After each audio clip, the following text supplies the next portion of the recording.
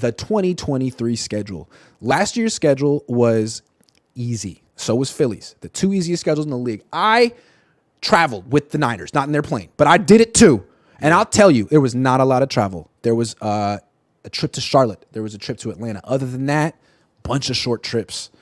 Mexico City, a bunch of Denver, really short. There was a Chicago, but nothing, not very much on the East Coast. Mm-hmm. And on top of that, they played a lot of teams on the road that didn't have home field advantages.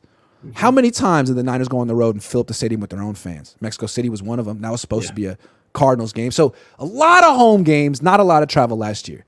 This year, it's a different situation. Let's look through what the Niners got. They got a road game in Washington. That's really far. And that is a team that has fans. They got a road game in Pittsburgh. It's really far. It's a team that has fans. Cardinals every year. Cleveland, East Coast. I mean, Eastern time zone. Rams, Eagles again. So that's we're already at 4 trips inside the Eastern time zone. Mm-hmm. Let's see what else we got. That's a lot. And then what am I missing? I mean, there's more than that, isn't there? No, there's the Jacksonville one. That's another one which also could get flexed to London.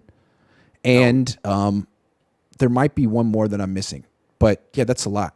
Washington, Pittsburgh, Cleveland, Philly, Jacksonville, Minnesota.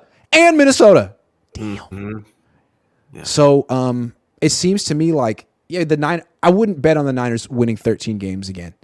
Although they might win the Super Bowl, but man, that's a tough regular season slate of travel. Yeah, and who's the quarterback? How's he going to perform? Again, year 7, we don't know. So we have no idea if is it Trey Lance? Is he going to be good or is he going to not be good? Not just that, another variable, new pass game coordinator too. Yeah, Clint Kubiak? Clint Kubiak. It's Clay Kubiak and Clint Kubiak. It's one of the Kubiaks, new Kubiak, who hasn't been here. So, I mean, that'll be a difference. Defensive coach. There's all kinds of different new things. I always forget his name. The guy that went to the Houston to be the offensive coordinator, he was talking about Slowick. He was talking about the 49ers always have struggled the last couple of years. New year, new coaching transition. So they're going to have to work out the kinks in the beginning of the year. They got a lot of travel at the beginning of the year. Who knows what the quarterback's going to be? If they don't upgrade the right tackle, that plays a big factor in my opinion. So it's kind of hard to predict how they're going to do. But last year was kind of an anomaly. I really think they just went on a run, man. And to expect that this year, I don't know. I think 13 wins is going to be tough. There's definitely going to make the playoffs, no doubt. Whether they win 13 games or not, that's a different question. I feel like last year they started off slow, right? They were 3-5 or at some point. Yeah. And then all of a sudden the schedule just broke real favorably in the sense that they didn't have to go anywhere anymore. They never had to go east of the Mississippi after, I want to say, like mid-October. And every road game was a home game for them. Yeah. So they kind of lucked out that way. But what I think is interesting is they started off slow the last 2 years. And you pointed, like Bobby Slowick says there's kind of a reason for this, right? They have a lot of coaching turnover. Are they going to start out slow again this year? New pass game coordinator. The starting quarterback could be a guy who didn't do any training camp. Yeah. Their offense starts out slow every year. New defensive coordinator. What if the defense takes a little while to figure out its identity? I mean, what if they have, they like to start on they actually request the Niners. From what I understand, they want to start on the road because they don't like the hot games at home in Santa Clara where they're, people potentially getting heat stroke. So what if they end up back-to-back Philly, Pittsburgh, first 2 weeks? Whoa, this could be, tough, man. They lost to Chicago week 1 last year. Yeah, and I fully expect Trey Lance to be the quarterback week 1. I don't expect Brock Purdy to be, so I don't know what that means. Has he jumped? I have no expectations. Yeah, who knows? I don't even know if we're going to be alive tomorrow, Ryan. It's a good question, man. I have no expectations. I hope so. I mean, the thing is that Trey Lance, the thing he needs is experience. He's probably going to be your QB1. The things he's needed the most is experience. He hasn't had any. Being on Hood. Yeah, funny money.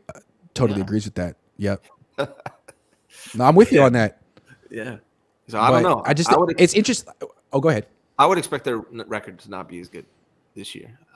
Doesn't mean they can't still go far in the postseason, win a Super Bowl. Who knows? But I don't expect them to have the same record that they had this past year. I would, a game or two more in the loss column. I would expect. It seems like a slightly more top-heavy team than last year. You sacrifice some depth on the defensive line for Javon Hargrave, which I get. But now, I mean, this is a team that's played 40 games the last 2 seasons, and now they got a lot of travel. They got a lot of. I mean, I don't even play in the games, but I'm looking at that like, man, Pittsburgh. Yeah, you're exhausted. That's like traveling. 6 hours on the way home. Because I always try to make it home so we could do the show. Yeah, it's hard when you're coming back from the East Coast. Yeah, it's hard. Yeah, it is. It's a lot of travel. There's a lot of unknown. There's not that much depth. The quarterback position, the right tackle position, all that to me just kind of, it's a harder record or a harder schedule. Yeah. They're not going to win the same amount. I would be surprised if they won the same amount. I'm not even looking at rosters because it's freaking March and things will change. There'll be, as a draft, there'll be injuries and trades and all that. But just looking at it from a travel standpoint, and not just that, like Pittsburgh has fans. The Niners aren't going to fill up Heinz Stadium or whatever they call it. Yeah. Philly, we already saw that. That's a legit road game. And I think one of the things that the Niners weren't really prepared for in that NFC Championship game was a legit road game with a hostile, loud environment. Like they came out real casual, like they were at home calling play action passes like, yo, you're on a silent count. Yeah. You don't do that very much. That defensive line is just exploding off the ball. Like there's no hesitation. And, you don't experience that very much. You experience that in Seattle and Philly. And next year, it's going to be more of that. Of course, teams face it every year, but the Niners somehow didn't last year. Something to keep. Yeah, and they didn't care about they weren't even respecting the run.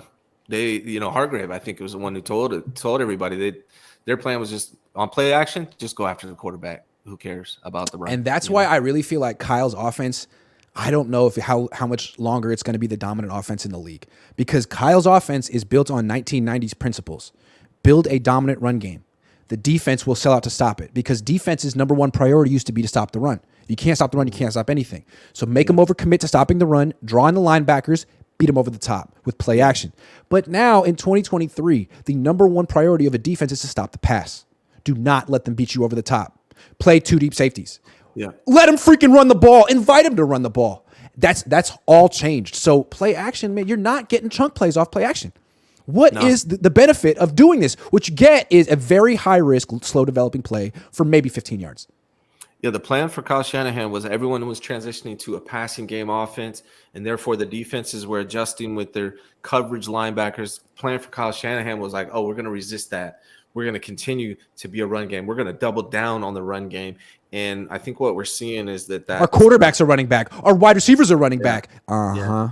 Yeah, and I think we're seeing that that's not the plan. And there's a reason why no one else does this. Yeah, he tried to be different. And I think what we're seeing is towards the end of last year, Kyle Shanahan realized that's not going to get it done. And he started passing more. So who knows what this offense is going to look like this year. Maybe he's evolving.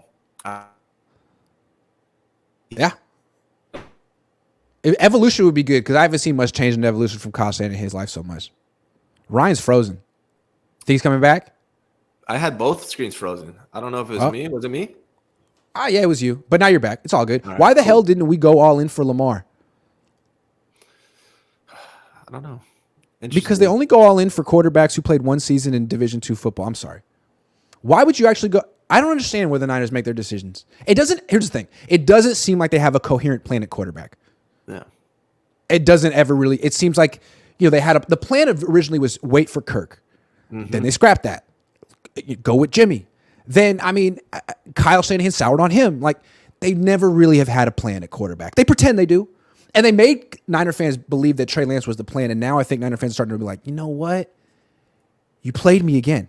Yeah. You played me, and I don't like it. And it doesn't feel good. Maybe they had a plan. The plan was bad. Right? They had plans. Just bad. They had plans. Yeah. No, they're on plan 8. Plan H. Yeah, plan H. Sure, Payne says if Kittle is out, why not trade for Waller? Kittle isn't out. Waller was just traded, right? Wasn't he? Yeah. Yeah. Kittle's not out. Jason Verrett, sorry.